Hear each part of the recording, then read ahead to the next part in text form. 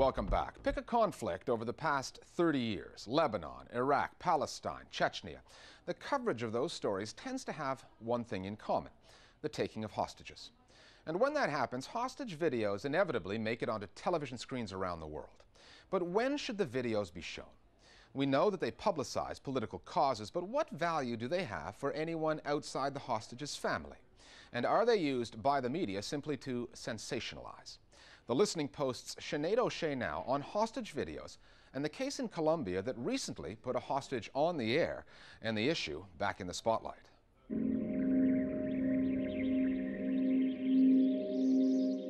It was quite a huge surprise. Ingrid was alive. And for us, it was tremendous. It was a joyful, it was a unique day, for us. 5 years ago, Ingrid Betancourt was kidnapped by FARC guerrillas as she campaigned for the Colombian presidency. In late November, after the intervention of President Chavez of Venezuela and French President Nicolas Sarkozy, her captors released what was described as a proof-of-life video. It was a significant breakthrough which underlined the importance of videos in kidnap cases and the ethical issues they can provoke.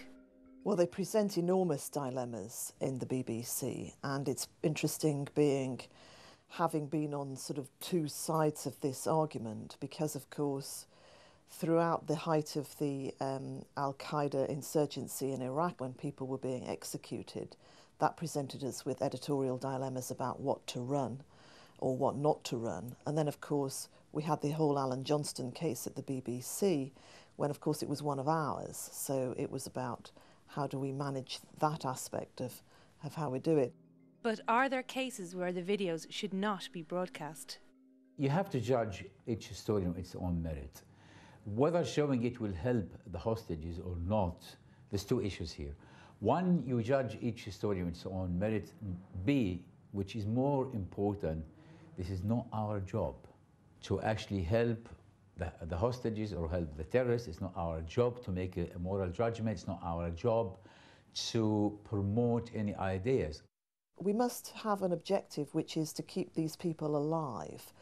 And one thing that we were fairly clear on, though, at the BBC, was that we would not show anybody in great distress. We would never show those pictures, because that's like watching somebody being tortured on television. I think it's better to get a video than to have nothing. I think it's better for our fight to get a picture, a video of Ingrid alive, and to know why we are fighting. Nevertheless, there is a consciousness of the kidnappers' motives in releasing the video. In the case of broadcasting hostages films, 90% I would say the kidnappers would be using the media as a platform to send a message, and the message is simply to maximize the terror, to maximize the scaring off and the worry of those concerned, in order to either get their demands met or create an atmosphere of fear. The release of video, by and large, serves the hostage takers, obviously more than it does anybody else. That's what it's there for. That's why they make these videos, because they think that broadcasters will run it and it will give them maximum publicity for whatever their cause is. The video of Ingrid Betancourt aroused mixed emotions for her family and friends also, many of whom are based in France, where she holds dual citizenship.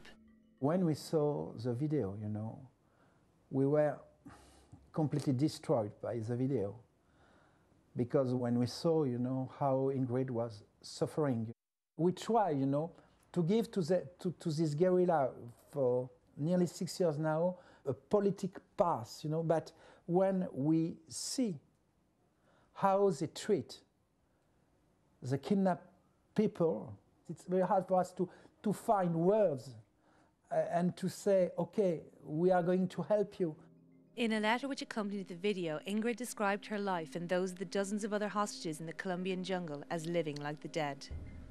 Her family take comfort from Ingrid's continuing reluctance to engage with the kidnappers. She doesn't want to cooperate. She's not moving. She's just moving a little bit ahead, nothing else. For me, that's a gesture. She's trying to show to all the people that she's alive, but she doesn't want to play. In his video messages, Alan Johnson denounced the actions of Tony Blair and George Bush, but there were signs that he too was reluctant to obey his captor's wishes.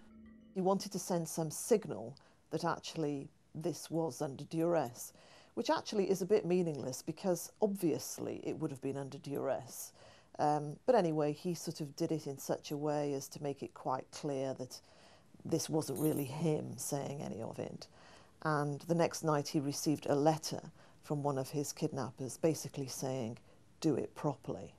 So he had to redo it in a rather more straightforward kind of a way.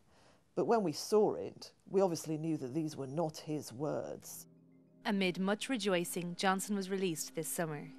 But Ingrid Betancourt will celebrate her birthday on Christmas Day, about to begin her 6th year in captivity. Her health is rapidly failing, and it is thought that she may only have a couple of months left to live. I think it's necessary, you know, to broadcast this video. We are not talking about what we call in French voyeurism, you know.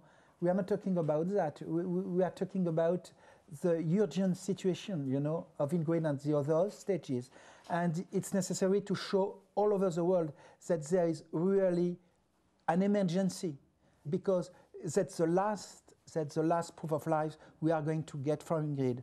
We can see through this video that the Ingrid is just like, you know, just a little candle, you know, in the wind, and she is very close to her death.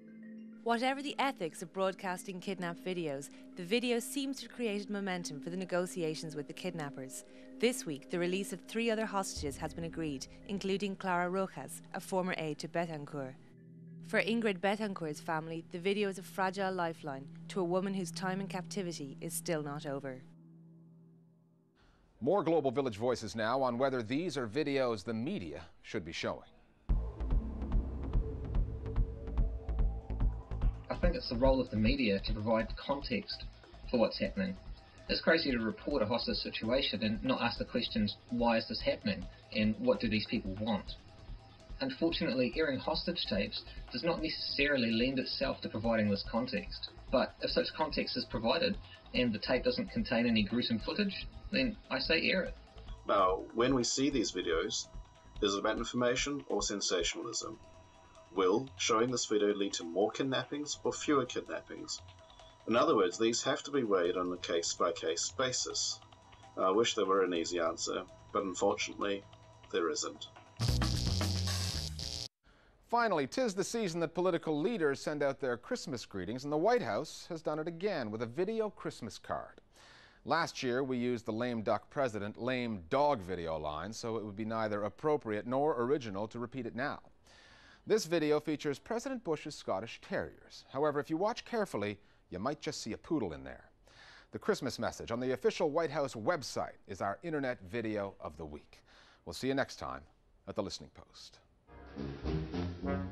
Hey, Barney, I love the outdoors, and there is nothing greater than our national parks. Did you know that the White House grounds are a national park? Sure, Barney. You and Miss Beasley could be junior park rangers if you want to.